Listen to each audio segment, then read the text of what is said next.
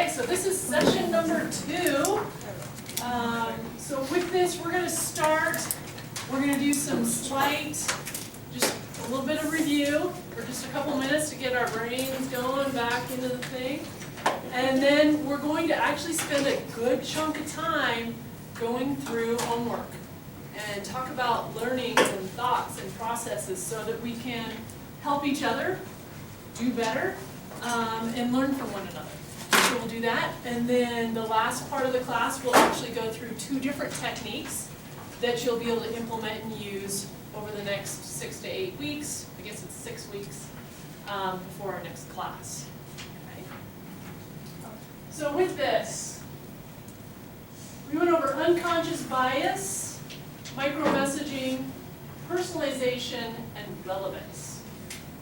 So does somebody want to raise their hand or just shout out, give me in 60 seconds the essence of unconscious bias and the elements that we went over in class?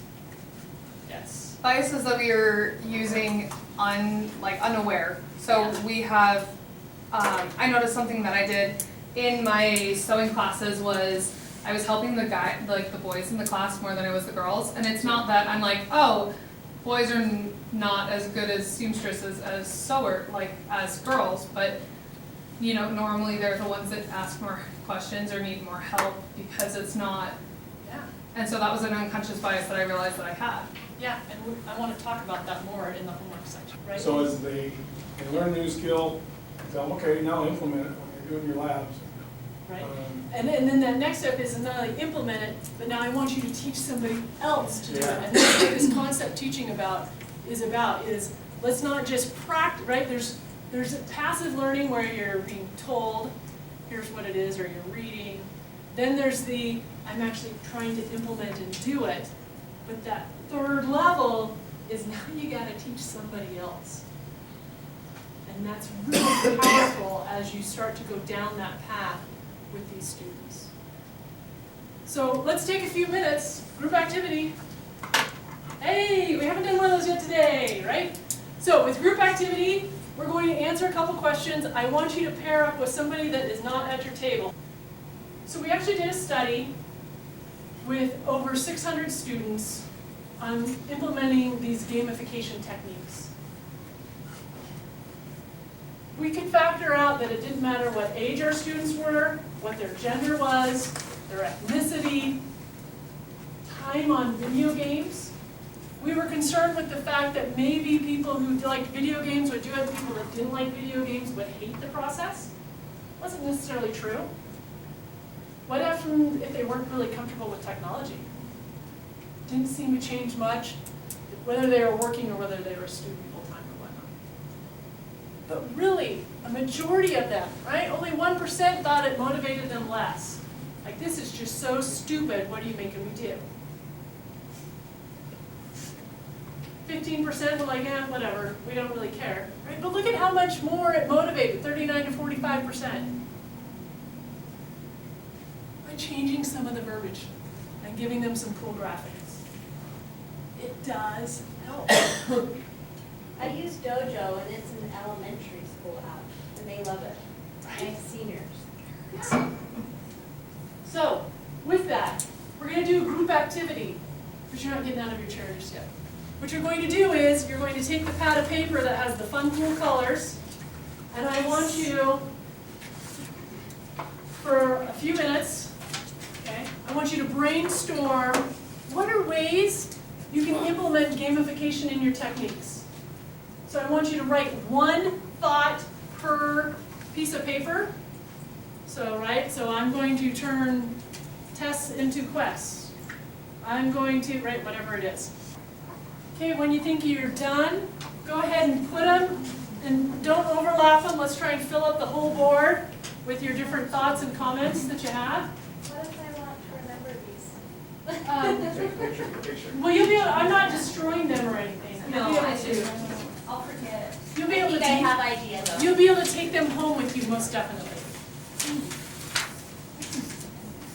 Just on one side? Well, if we can, let's do it both, because we're gonna have so many awesome ideas. Yeah, you filled one for yourself.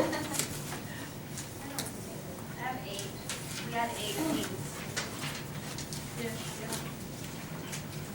I was gonna do that too, Paul, but I said, Yeah, it goes with the levels. This space not working. That's all right, whatever works.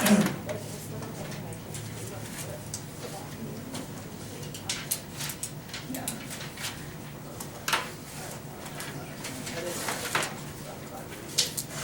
I'm so excited about that. Yeah, what word should we word? I did all 8. great. 8 teams. That's pretty good. That's easy.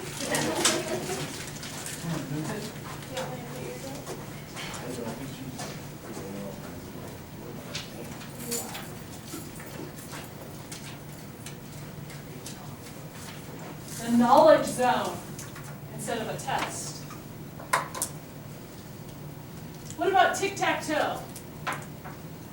Who did tic-tac-toe? Play another student with each quadrant and assignment. Right? Yeah, they have you have your tic-tac-toe and you have the quadrant, well, not quadrants, 9 grid. the grids, and then, you have to play against another person, but each of the parts of the grid has an assignment. Batter.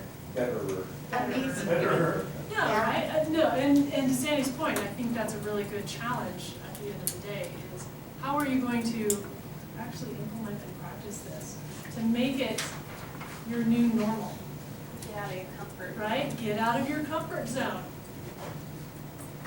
Feel that stretch. How do I implement it?